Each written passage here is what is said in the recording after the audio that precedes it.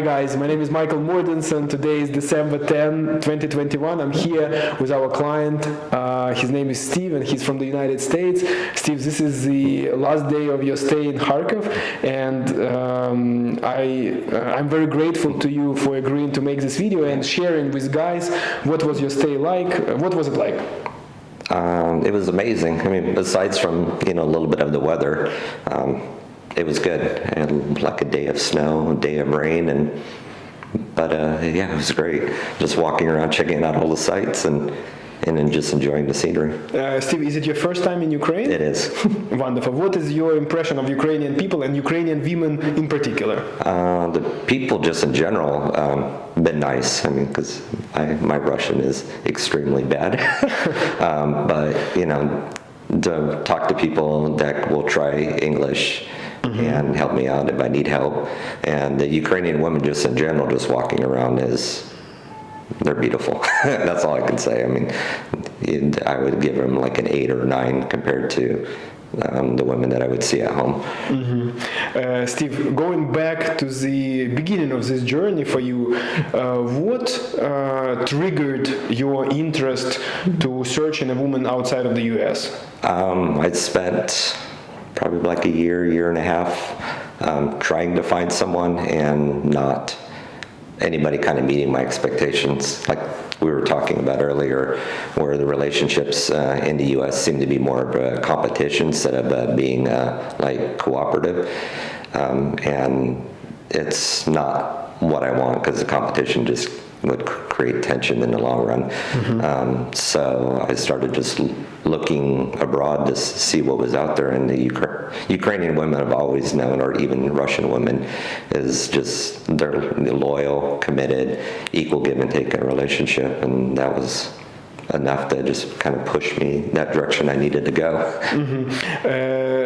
Steve, you mentioned when we talked earlier that you were initially thinking about going with one of the big guys, large American company that offers like tours or socials or whatever. Why did you choose Morrison instead? And what was the thing that pushed you to this decision? When I started thinking about like with the socials, and if you're one guy and there's 300 ladies there, one, you can't talk to all 300 ladies in one night, and then your time with them is not going to give you the quality that you're looking for. So when I saw one of your first videos with a couple that's in Tennessee, and then I started watching another, and then actually seeing success rates coming from this as well. And then I looked into the company. It's small, it's intimate, like family, and that means a lot more for me, because if it's family oriented, then you get more quality out of the service than quantity, because the other industry seemed like it was pushing more for quantity versus the quality. Sure. Steve, what was the process like for you from the beginning until this moment? What happens when a man decides to use our services? What did you have to do? I think like anybody would, they're going to do their research and obviously look at various agencies. Definitely do your homework, because there are some agencies you would want to be careful with. So we did those out quickly, and then the ones that I had narrowed out, I did more research and YouTube videos, and then just looking on the internet, and found your agency. And I think I just reached out to you one day and asked a couple of questions, and then kind of gave you a list of the people I'd like to reach out to with my introduction letter and some photos. And the next morning I woke up, I had a mailbox full of people, and I was like overwhelmed. I was surprised with the response I got, and there were genuine responses, people actually wanting to get to know you. You made a pretty big list, so there were some girls who were not interested, and there were some girls who were interested. They could already be pursuing something with somebody else. I mean, you can't be everything to everybody. No, but the responses, if you reach out to 30 people, when you have 15 people coming back to you, I mean, 50% is a high number in the U.S., for the everyday guy just trying to reach out to somebody. So that was just I mean, it was a lot at first, but then every day you're looking in your mailbox, you have the same people you're always talking to, and you get a smile on your face, you're chatting back and forth, and next thing I knew, I was booking a flight and coming here. This is my next question.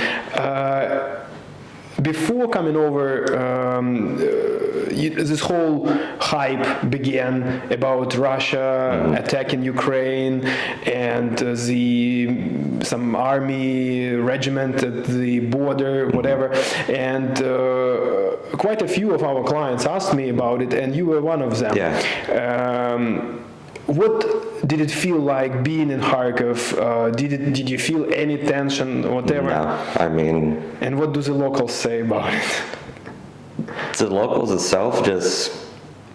the gist that I kind of get is if it's going to happen, it's going to happen. You can't control it. So nobody's walking around in fear that something bad's going to happen.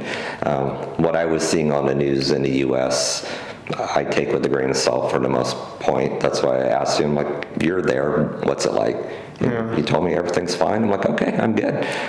It's just that this whole situation was very strange. I mean, you are talking about a major move, and at the same time, the journalists know about it. And it's like, it's from the very beginning. And this was what I emailed to Steve. I said, like, if God forbid something like that was going to happen, I don't think we would know. Yeah, and that's how I looked at it. It's like if the news is reporting something bad happening, really. I mean, is there a concern? Maybe, but was I worried? No. I was out some nights until 1 a.m. just walking around and looking at the sites. Everything was safe. I didn't have to worry about, like, if somebody's like worried about being mugged or anything like that, I never came across anything along that point. And I walked up and down a lot of the streets. Next question concerning what you just said.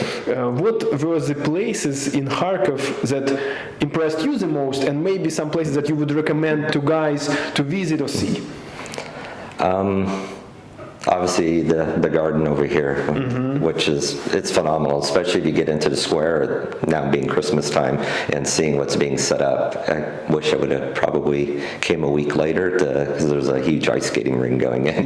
So, it's being put up right now. Yeah, so if you happen to come over when it's up, it's a great spot to go for a date. There was the museum you had pointed out to me over by the new mall. I completely forgot the name of it. That was...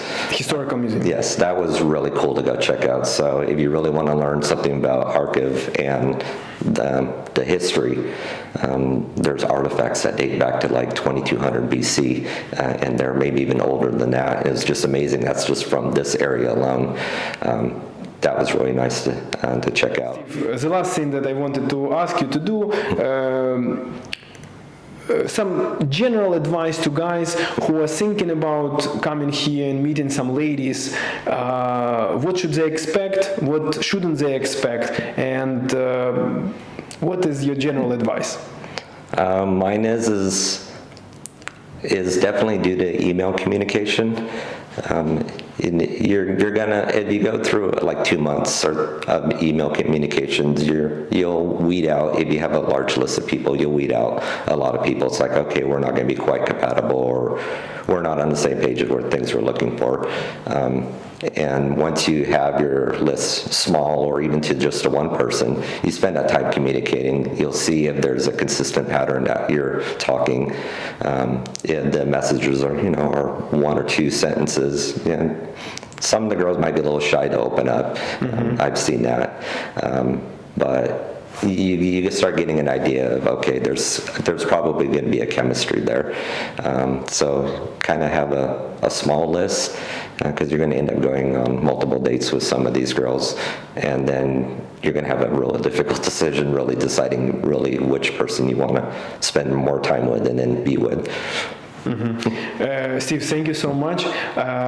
First of all, I'm looking forward to meeting you again when you come back to spend more time here in Kharkov with a wonderful lady. And thank you so much. No, thank you. This is a journey. It was great having you here. Guys, thank you so much for watching. If you have any questions for me or Steve, put them in comments. All right. Good luck. Bye.